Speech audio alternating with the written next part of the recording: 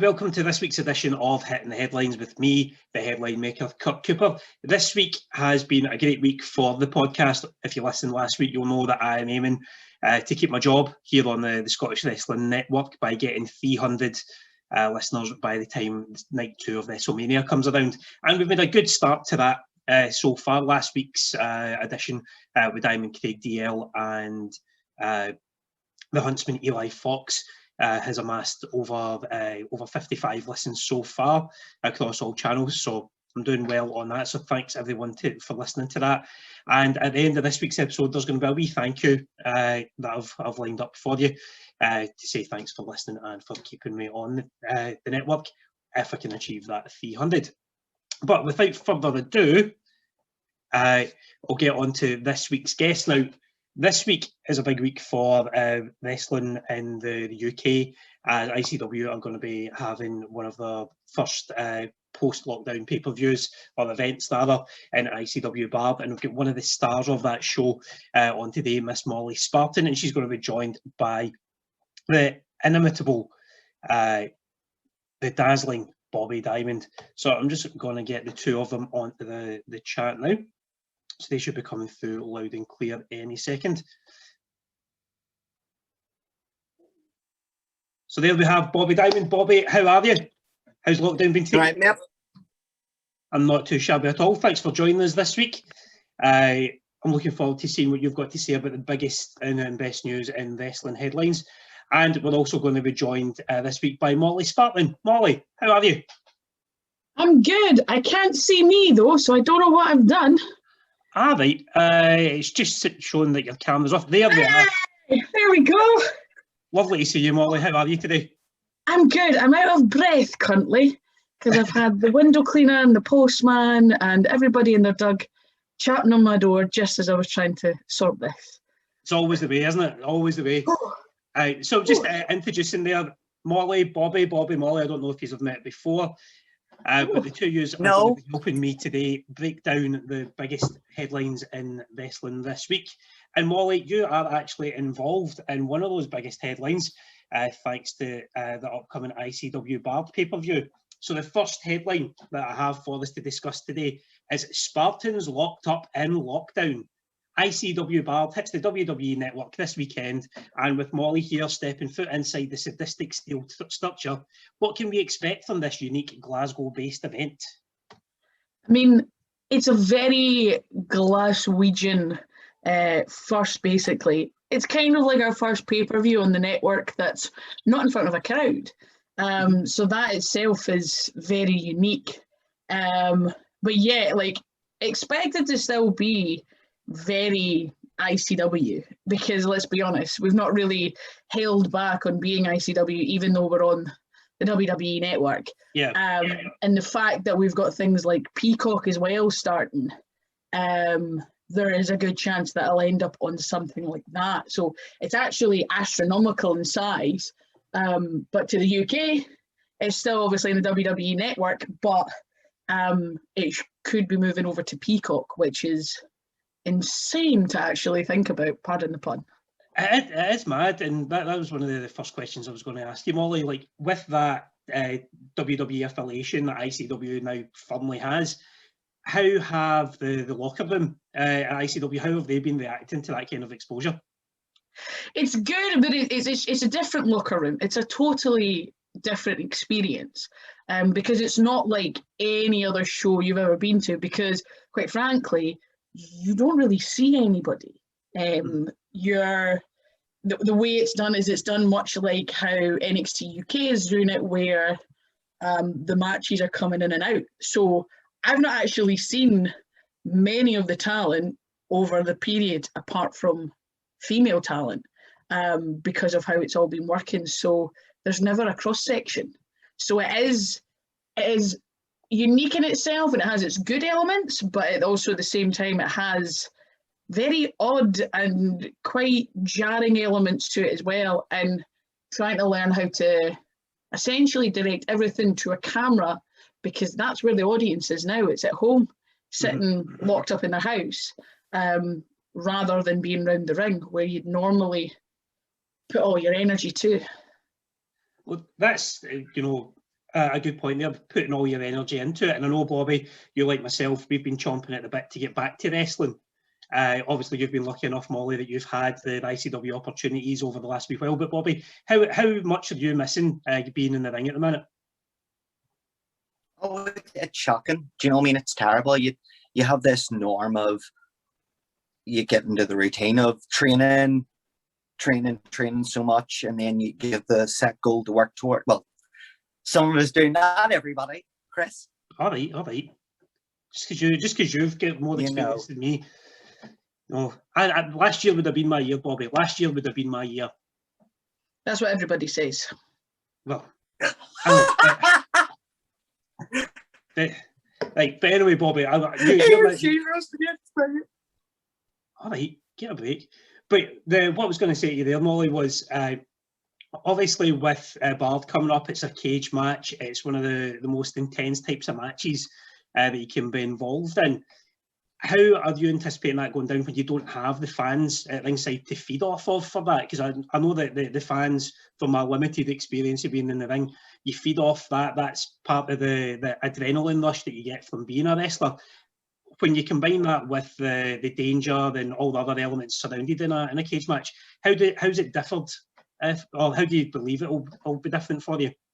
See, it depends on what your goal is when it comes to it. For me, right now, I've had a lot of people with the actions on the network and everything unfold and sort of asking, like, why am I taking my stance just now? And to me, this is the prime opportunity to do that. Like, in a time where it's a bit of chaos and nobody really knows where the world is going, why not try and make your stand so that you are the thing going forward? And a lot of people keep asking me, like, why do I keep on attacking Angel Hayze? It's not an attack on her. For me, it's an attack on the company, because I feel like it's no secret, and although you won't know this, and a lot of people won't know this, I worked for ICW for maybe over a decade now. Mm-hmm. I actually started in the production side of things and filming promos and sort of trying to help people find their voice, and was constantly overlooked, was told that I already had a job. Even though I'd be bursting my arse, I'd be travelling up and down the country. In fact, there was a solid year that I wrestled every single weekend, and not once was it in Scotland, which is insane to think about. I wrestled more outside the UK than I did in my hometown, in my home country, never mind hometown, which is mad when you actually think about it, because that's where I trained, that's where I burst my arse, that's where I learned everything that I did. But I was overlooked because I already had a job, where other people who I met through training were going past me because that was their job and it wasn't mine.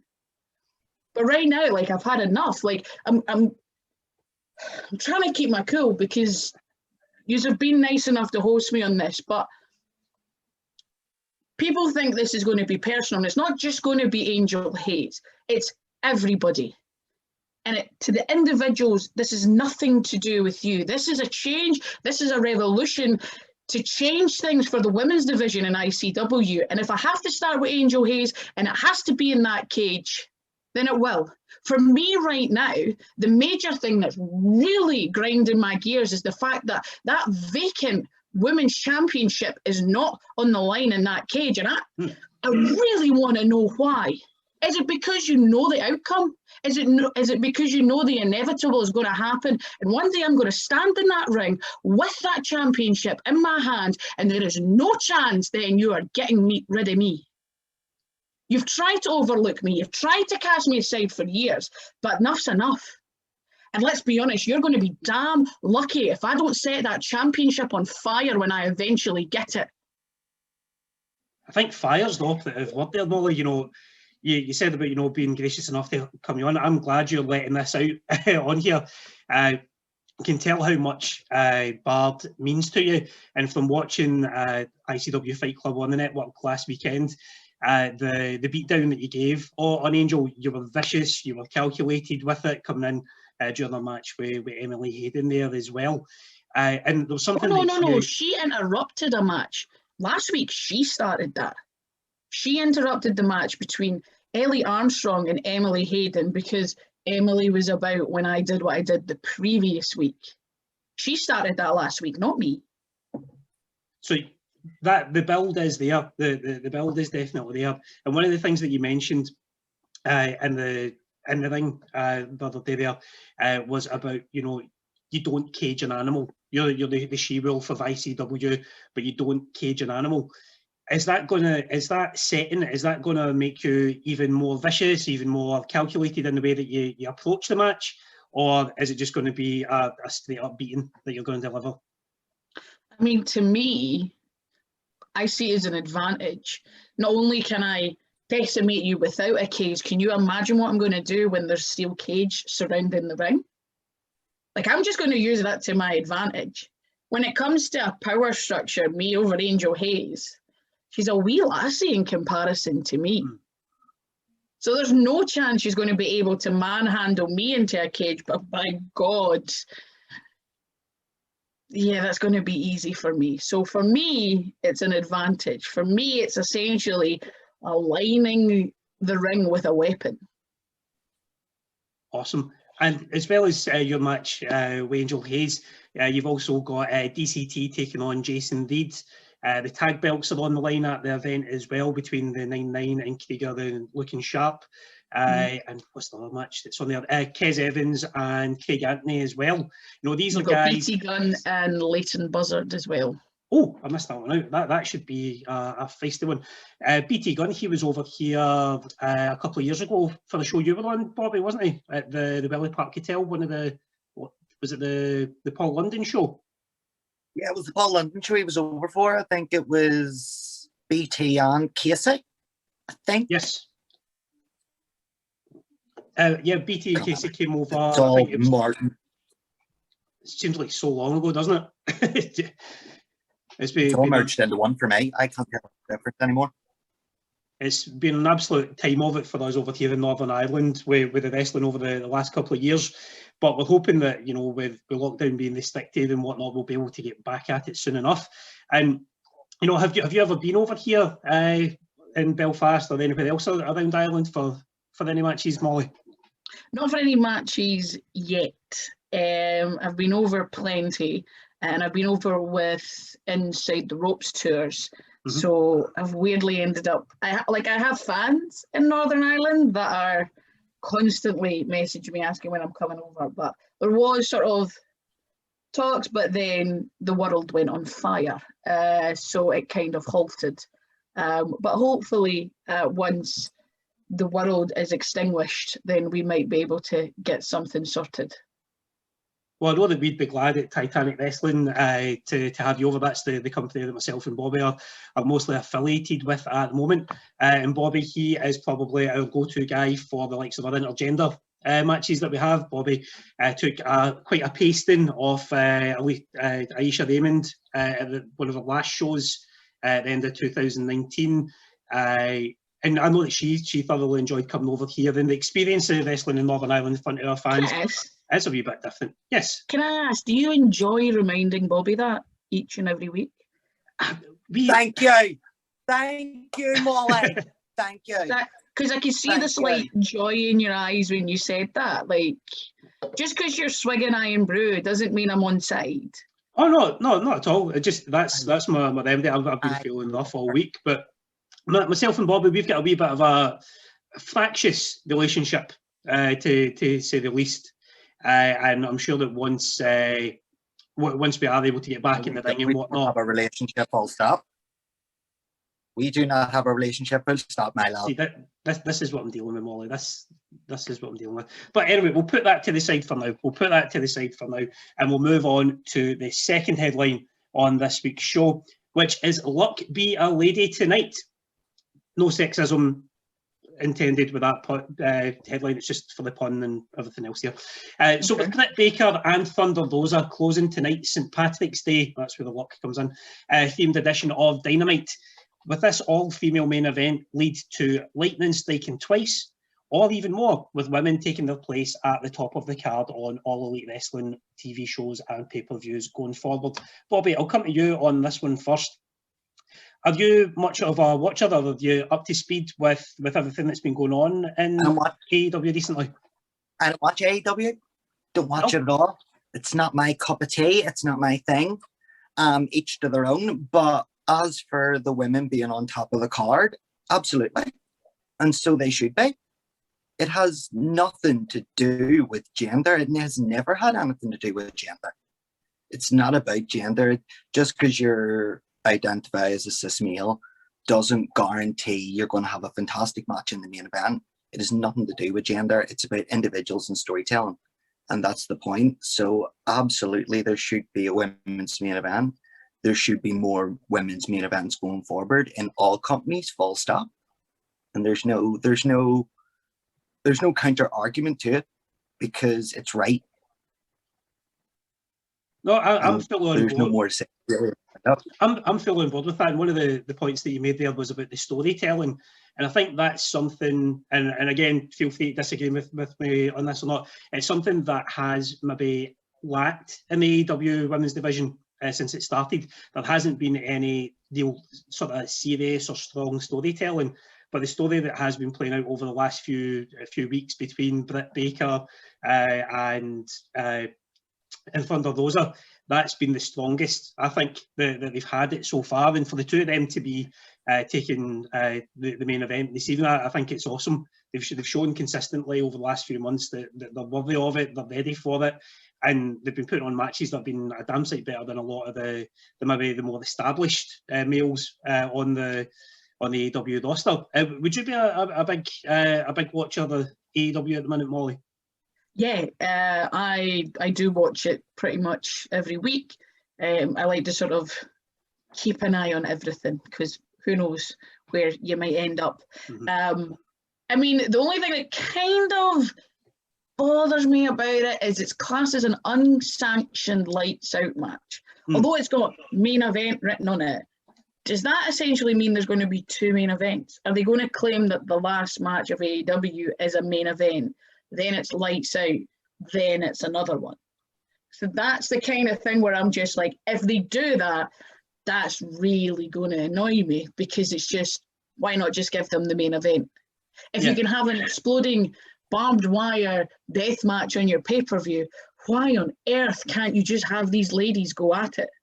Why not just make it no DQ, false count, just an all-out brawl, but just call it that. Don't say it's lights out and unsanctioned because why? They've been going at it for months. It's not like it's just she's run it and went, that's it. You know what I mean? Like it's led to this. So if it becomes that Kenny Omega comes out and they're like, this is the main event, now for your next one, I'll be like, right, sack this. No, just give them it. Yeah. Because they're one of the most, I think it's one of the most drawn out storylines they've had on AEW for a good while. And it's also, AEW kind of, there's parts of it I love, but I think the fact that when they were starting, one of the main things that they were going on about is the fact that the women's division was going to be so different and so unique, and it's going to be a new approach to females in wrestling. And I don't feel like it has had that moment yet. Yeah. There's not really been that outstanding element. And I hope that this is it, but it's that case of saying it's unsanctioned and lights out, which I'm just looking at going, is this your sneaky way of doing double main event when you could just leave it to the women? Why can't it just be theirs? I definitely think there's going to be all sorts of shenanigans going on. You know, there's been a lot of, multiple bodies getting involved in the feud over the last few weeks. So given that stipulation, it pretty much puts it into that realm of where anything can happen. And it's, as you say, you know, it would be good just to see them go straight at it, because the last time they had a big storyline like this featuring Britt Baker, it ended with a tooth and nail match, which was the cinematic one, and again all sorts of tomfoolery and hokum going on with that as well. Whereas you do, you know, at this stage in a feud, you just want to see Thunder Rosa and Britt Baker knocking the shite out of each other. Like that is what you want on there.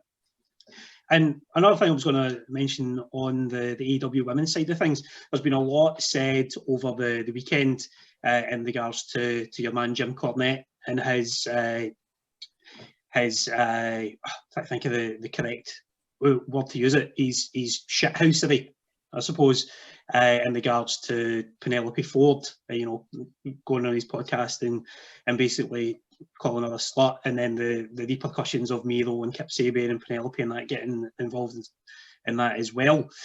Do you think that kind of criticism, or whatever you want to call it, from Cornette, who is, regardless of whether you like him, loathe him, hate him, whatever, do you think that kind of criticism coming from him is setting back the likes of the AEW women's division, because that's getting more headlines potentially than the wrestlers themselves?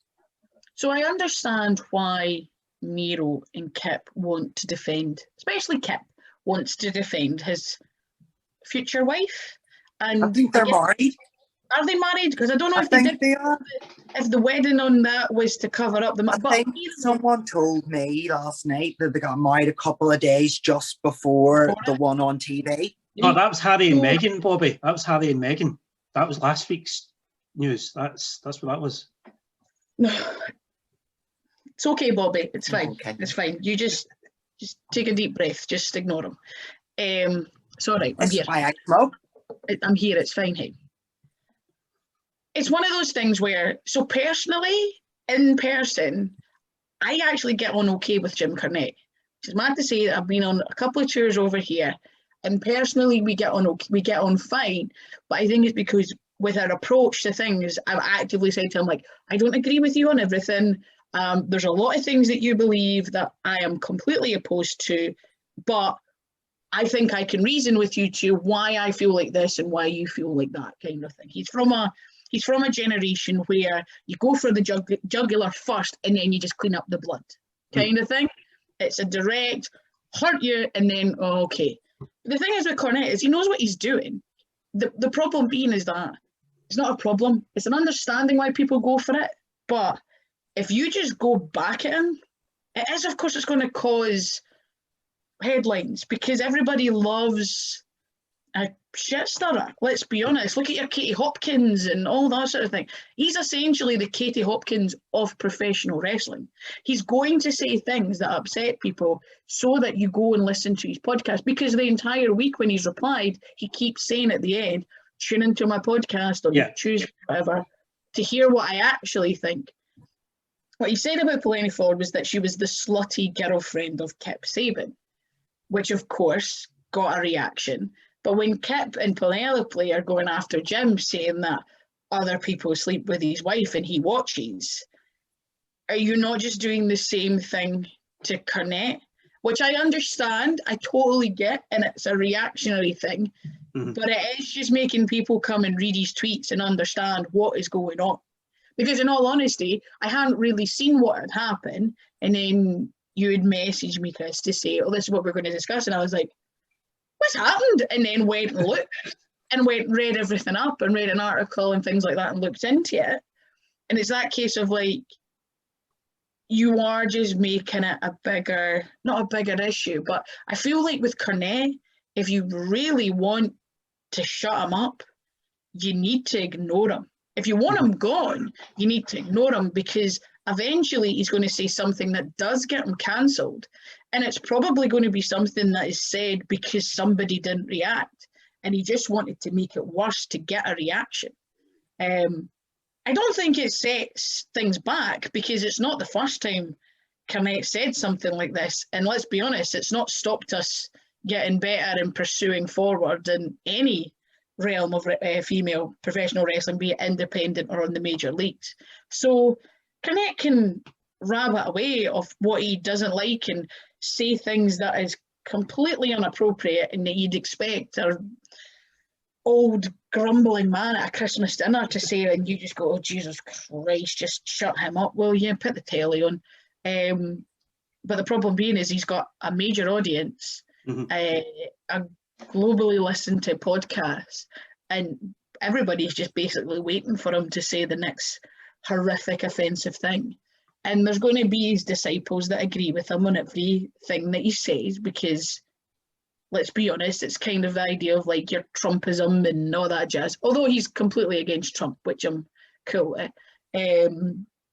But yeah, it's just that same mentality. There's going to be those that defend him because of who he is rather than what he's saying. No, I'm in that kind of, it's the weird kind of feeling that a lot of people had over the last year where they found themselves agreeing with some of what Piers Morgan was saying every morning, but you still need to remind yourself that it's Piers Morgan that's saying it. Yeah. And I think that's like you're mentioning comments to Katie Hopkins. You know, he's pretty much the Piers Morgan as well, and that the way that Morgan was going after Meghan Markle over the last few weeks is exactly the way he goes after the guys in AEW every week. Tony Khan, and he doesn't miss and hit the wall. You know, he's scathing with it.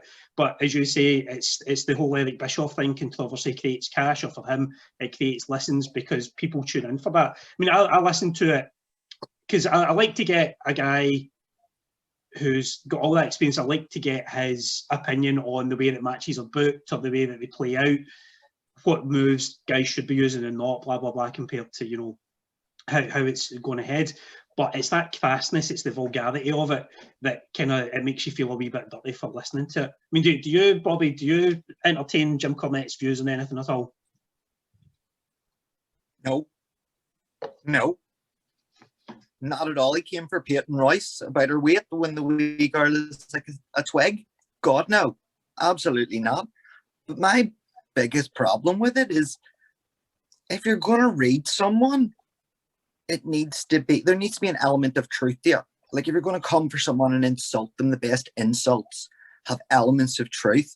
And there is no truth to what he's saying about Penelope. I'm not going to repeat what he said, but she's a married woman. And she's making out with her husband. It couldn't. So the read doesn't make sense. The insult doesn't make sense. And then to entertain it, it just makes me question it even more because it's just, I was just sitting there the entire time like, he called it this, but how does it add up? She's not though. You just call her because she's a girl and she kisses. Same when it was Lita back in the day. You know, there was no one, they all loved to bully Lita for the bad girl character, even though she's my angel. But you know, it's what people have always done. And it's like Molly said, it's like Granda at a Christmas. Do you know what I mean? Ranting away and just like, I'll stay it on. And you can't entertain it. You can't. That's the problem, is people are entertaining it. And if Kip and all that are going after him too, he's getting exactly what he wants. And sometimes I just feel like the AEW roster just needs to mute him because he clearly doesn't like the product. Like he clearly is completely opposed to the product and to anybody that's going to be with it. So you just kind of need to go, right, he doesn't like me from the get-go because of where I work. It's got nothing, he could never have watched a match, but if he knows I work for there, there's going to be a judgment because he assumes I'm already something else. So I genuinely think the best course of action, although it's going to be incredibly difficult, sometimes ignoring him will be the best one, and he's going to end up digging his own grave. Yeah, I completely agree with you. You know, you don't give him oxygen and then he can't grow. And we're going to go from those sort of old school views on wrestling of Jim Cornette to some old school wrestling with the next headline, which is after ALDIS, like Nick Aldis, time. The NWA returns to our screens this weekend with Back for the Attack, but will the move from YouTube to Fight TV and the depletion of its roster allow it to be as much of a success as it was this time last year? Now, obviously, in the lead up to lockdown last year, NWA Power was probably the most entertaining wrestling show that was going on, and it was free because it was on YouTube, and they had stars like Nick Aldis, you had Ken Anderson, so there was that kind of, there was the mix of the old school with some of the newer guys, with Eddie Kingston, Thunder Rosa coming through as well. But do you think that because a lot of those people have moved on or maybe aren't going to be involved in this run, and the fact it's not going to be in free television, do you think that the NWA is going to be as popular this time round? I understand the business decision in order to get some funding in because it's obviously been a difficult time for all. But the problem being is if you're going to try and introduce a lot of new talent that maybe some people haven't heard of, it's going to be hard to like connect or to even give it a chance. I mean, they're hoping that the letters NWA and the few people that you know are going to be there are going to be the one that bring people in. And I mean, I hope it works for them, because it was doing so great beforehand. And of course, there's all that lineage and like the legendary status of the NWA. Christ, the AEW Women's Championship is, which I find weird, is like based off the NWA Championship, is sort of homage to it, even though it's still that's a whole other episode that I can talk about. I don't understand why it's silver and tiny for AEW and the other championships like the size of 3 people in Brighton Go. Whole other thing. But I can rant on that. But for we're doing it last night. Well, don't worry about it. Me and my mates said the exact same. Don't worry about it. That's me saying. Why is the women's champion silver? Is it because we're second? Is that why it is? Whole other thing. Fuck. Right. But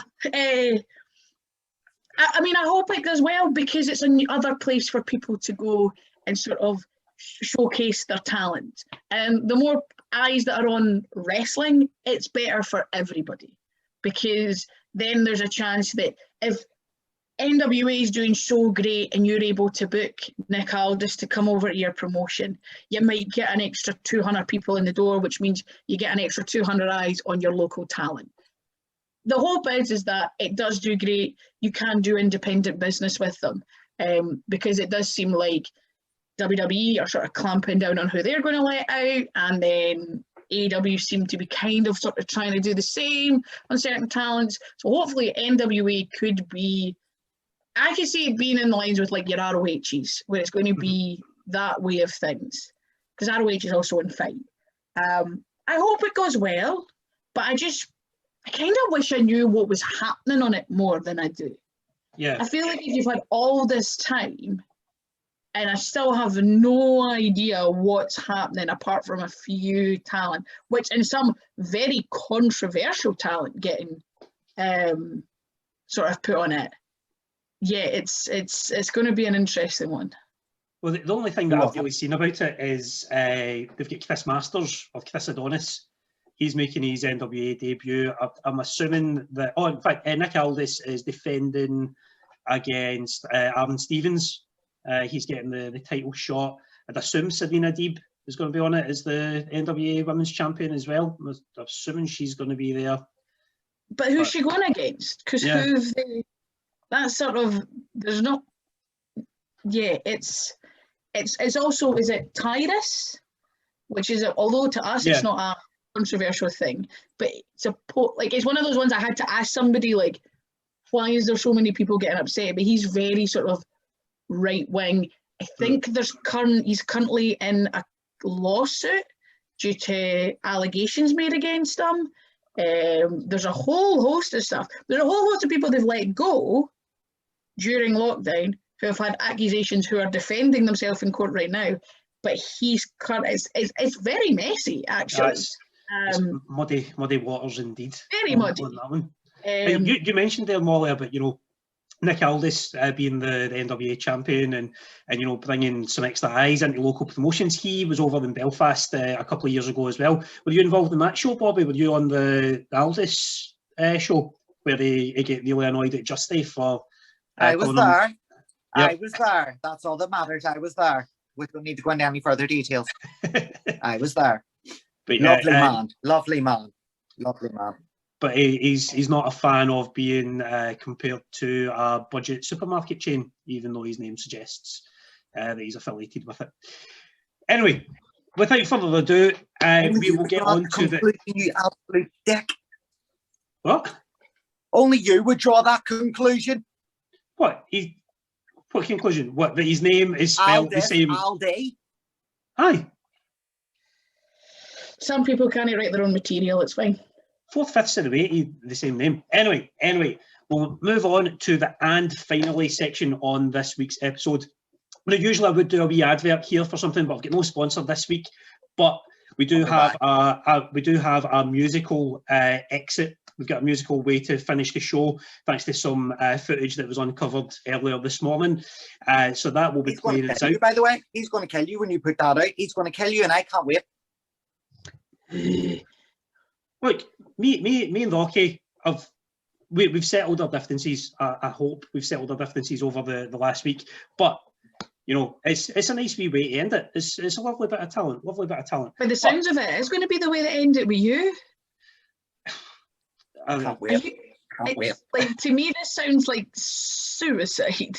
It is, and I can't wait. It's going to be great. It's like it's like a massacre. Do you know what I mean? You can't look away. Like a car crash on the motorway. And when you watch this back, Molly, we'll see what we're talking about at the end of the show. Now, the and finally, she's not watching this back. She's not watching this back. God love her. The poor girls want to forget about every mate. Yeah. It's okay, Bobby. I'll watch back for you. It's fine. Yeah. See, this is the thing. This is what's going to take me to the 300 listens. Molly being resplendent in her bedroom, telling us everything, and you smoking a fag in front of Harley Quinn. But the and finally bit on this week's episode. At least she's not standing in front of a picture of herself with Headline Maker in the background. Don't come and chat at us about this. This isn't my bedroom. This is actually my media room, which I hand painted myself, thank you very much. At least she's decorated her room. That's her backdrop. You've put yourself behind you, you egotistical prick. Don't start chatting at her. Look, it's either that or it's butterflies and pictures of my gran. Know what I mean? Oh, so you'll put yourself behind you. Right. Actually, does want to put his granny over. You can have the door. Right. So the and finally section for this week is based off a really good promo that Mustafa Ali cut on Twitter ahead of Raw on Monday night, where he was talking about how he wants to become the US champion that America deserves. And a lot of the focus on that was on him being an American citizen now. Because a lot of people, when they see, and again, wrongly in my opinion, they see Mustafa Ali, they assume that he's like Muhammad Hassan and all this kind of thing, you know, all that muddy waters there. But in terms of using nationality as a character or anything like that, do you feel that it's lazy booking to use someone's nationality as a gimmick almost, or do you think if it's done correctly, it can be a good way of engaging with? If you look at Drew, for example, Drew's the perfect example. He comes out to a kilt, there's bagpipes, he's got a massive claymore sword and everything like that, which that sword is actually Vince McMahon's sword. I'd heard that Triple H. Present given to him by Stephanie and Triple H. That's Vince's sword, because of course he has a sword. But I've got one hanging beside my bed, and that's not even remotely a lie. But two, actually, one on either side. But yeah, if it's done correctly, it's fine. If it's done in a way where it is homage and respectable to that culture or that country and their ways, then it's fine. But I think, like, one of the things Mustafa Ali has said in previous interviews is one of the major things that he did was when he started in the independents, he was a stereotypical bad Muslim, let's put it like that way. Although I don't agree with the sort of mindset in America in particular, if you said to people like, what is a Muslim, or like how would you describe a Muslim, a lot of people would say something like terrorist, which is completely ridiculous to sort of see, but they would sort of talk about ISIS and Al Qaeda and etc., etc. And he wanted to set an example, so he had to completely change his sort of outview and be a positive influence. So that, for example, if they were to say like, do you know, are you aware of any Muslims, they could say Mustafa Ali.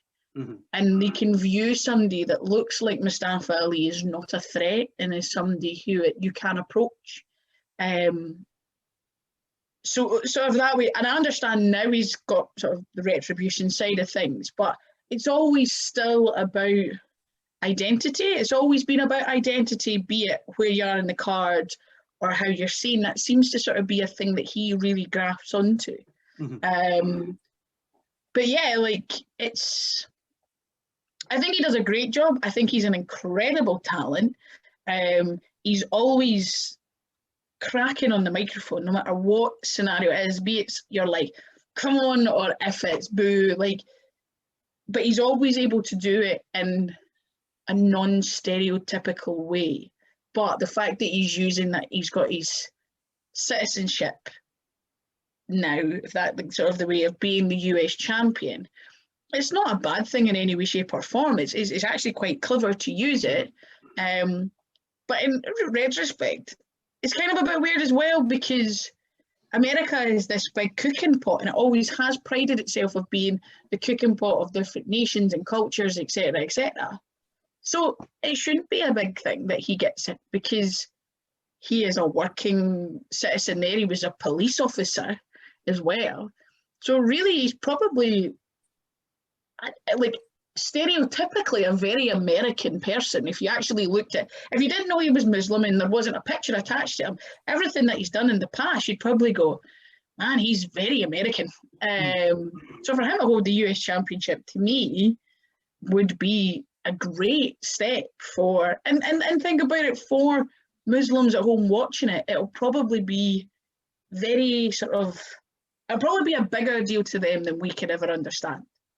Because for all our lives, we've been used to seeing white men hold that title. Let's be honest. Like, there is a problem with representation, and for us, it's never going to be a big thing, because to us, it's like, okay. But for them, it could, for like sort of that sort of culture and that kind of, yeah, it could be a big thing that we don't really grasp on just yet. Yeah. I mean, I was going to say, bringing it a wee bit closer to home, when you have wrestled out with Scotland, you mentioned, you spent a year wrestling all over the UK, but never in Scotland. Was there any, were you ever sort of put in a position where you had to use your Scottishness or your nationality as part of a storyline or a gimmick to get over the crowd? Or to, Not really, because I am clearly incredibly Scottish. Like, I'm not, but I'm very vocal in my performances and it's sort of like my approach to things. So I've always been vocal. I've never not been a vocal person. And in doing so, when I speak, you're like, I'm either, if I'm in America, I usually get, are you Irish? And I go, no. And then they go, then I'm Scottish, and they go, yeah, okay, close enough. And I go, no, okay, that's fine. But yeah, it's that kind of way where so far I've not been. I've always got little things in my bag, for example, like I've got like a little kilt and stuff, but that would be if I was going to a non-English speaking country. I think there's that sort of like translation gap there, that I've got this sort of thing put aside for if I was to ever go to Japan, for example, if I have a wee kilt that has a Scotland flag on it, people go, Scottish, okay. You know what I mean? Doesn't need to be where they don't understand that I have an accent and that I don't sound American or English, or I sound Scottish. So yeah, I think if it's done in a respectable way and it's done in the hands of the individual, then I think the individual has the understanding. But so far I've never had to rely on that sort of a stereotypical kind of thing. Because my gear's green. It's not like, if anything, I can understand why they might mistake me for being Irish. Yeah. Because my gear's green and gold, for Christ's sake. It's not blue with a saltire or anything like that. See, that was the mistake I made in my debut match. I had a singlet that had a wee saltire on it, and it was a battle royal. I won it, and unbeknownst to me, the promoter decided to play Flower of Scotland as I had my hand held victorious. And there was a festival I was wrestling at, and just as I was about to deliver an elbow drop from the top rope, the promoter got on the mic and shouted, "Here comes the Flying Scotsman." So just like, I've kind of been put in that position where I don't want to be known as the Scottish wrestler in Northern Ireland. Obviously being Scottish is a big part of me, but I don't want that to be the thing.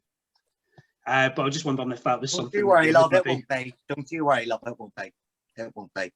Well, I'll put you in. You're going to be a wrestler, aren't you? Never mind Scottish. What was that? You're struggling to be a wrestler, never mind Scottish. Well, I need to stop getting folk on here that are just going to rip the pish. Right, Bobbi, I'll put it to you then. In terms of identity, what does identity within wrestling mean to you? It means everything. What I represent. You know, of not necessarily, it's being true to yourself, without getting too into it, to be true to your authentic self in what you believe and what your morals is. And that is so important in wrestling when you're put in a position where you're being told, look, if you want to be on this show, you have to portray this thing that you are, that you were born as, whether that be your skin color, your sexuality, your gender, whatever, and having to exploit it for whatever reasons. I can't speak for Mustafa Ali, I can only speak for myself. And when I started out training, it was very, you know, suggested that I should play heavily into the sexual aspect of the gay thing. And it never made me, I wasn't comfortable with it because it's not all about what I am.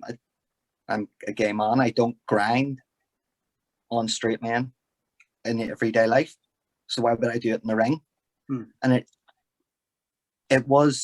something that I kind of get, but at the same time, it's just weird to put into words because it does mean so much. Yeah, it does mean so much.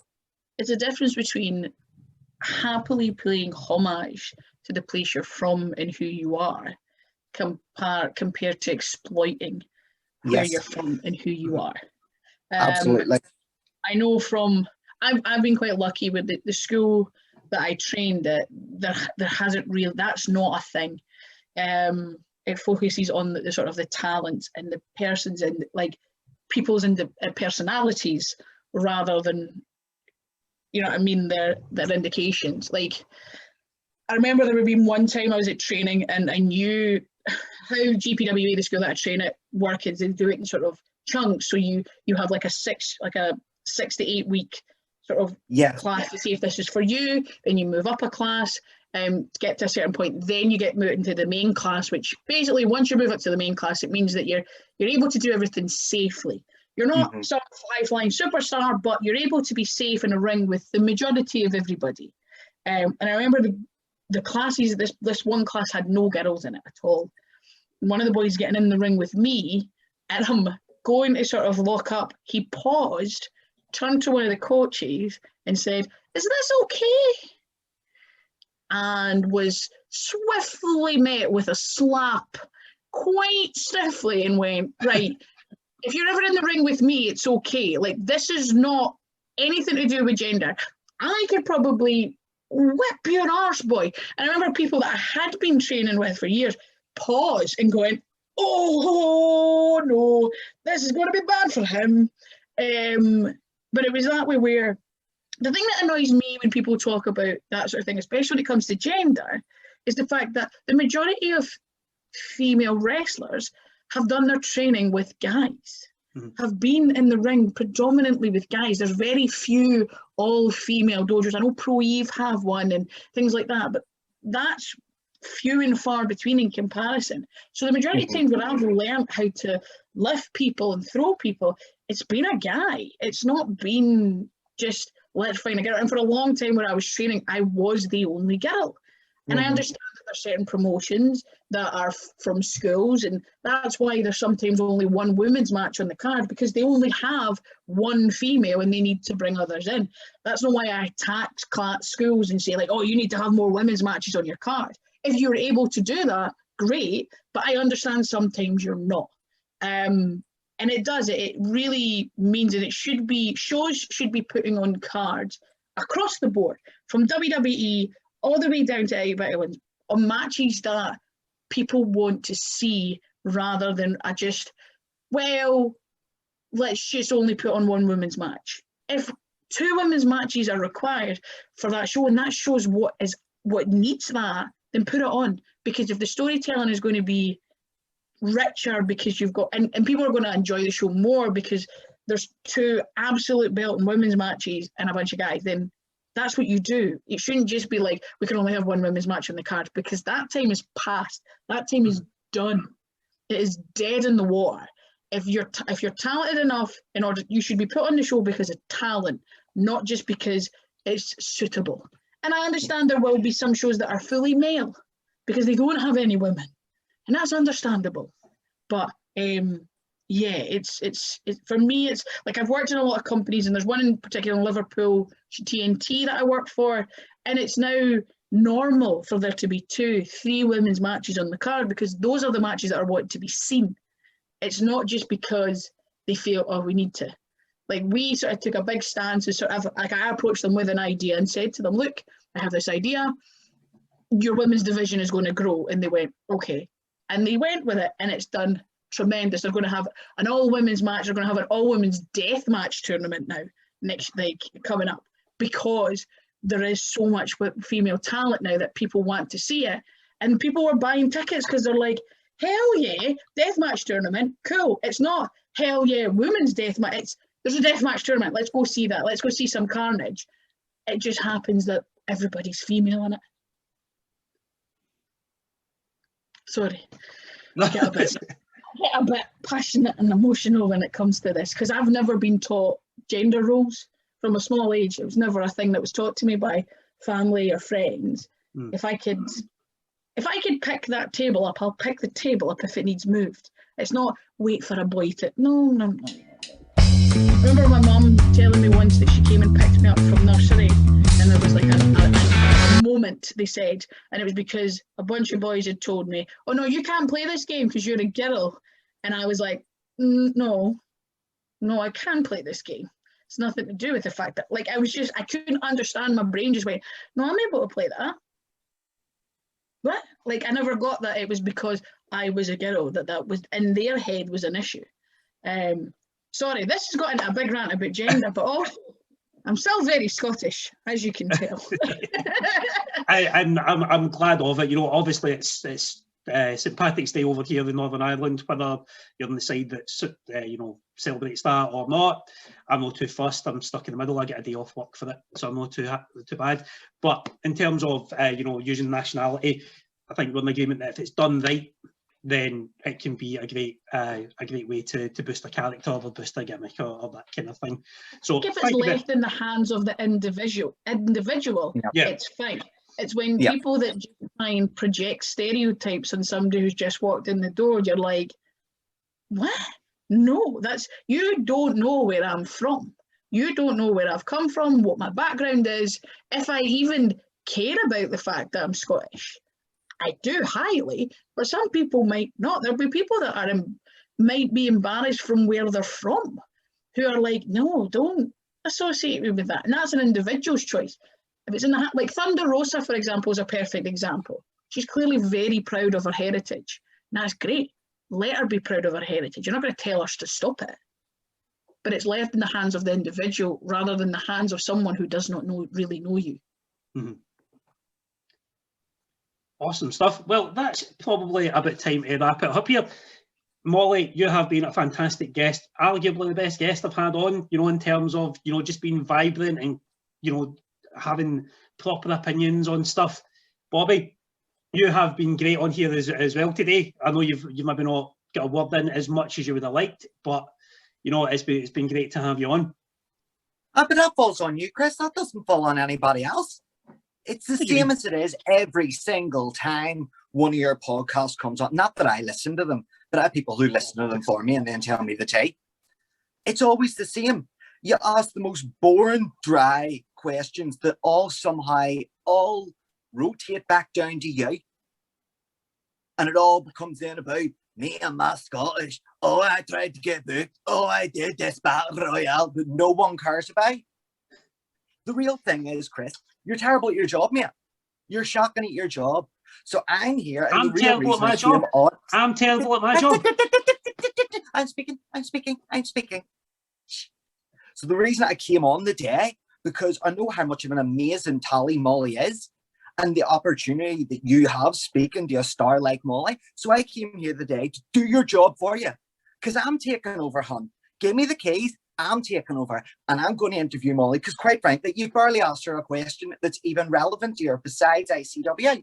You asked her about AEW that the girl don't really want to talk about, and then you're asking her about yay. So you just sit there and do what I would normally do and look pretty, but I know you can't because you have a face like back at the end of a bus. But you know, some things can't be helped. So you just sit there and be quiet, and I'll talk to Molly, and I'll do the. I'm taking this back. I don't know if he knows that I've muted him here or not, but I'm just going to let him go. Molly, thank you very much for being a great guest on Hitting the Headlines this week. I'm pretty sure, you know, if you want to hear more from Bobby, then I'm sure he'll reach out to you at some point. And hopefully maybe, you know, when you come over to Belfast, you know, maybe you can hook that up. But for now, we're running out of time. So Molly Spartan, thank you for hitting the headlines with me. Bobbi Diamond, thank you for your input as well. And to play you out, we have the Rocky Starr Experience with a special message, which is just for the Hitting the Headlines listeners. It's all about you. Chris, mate, you've... Oh, no.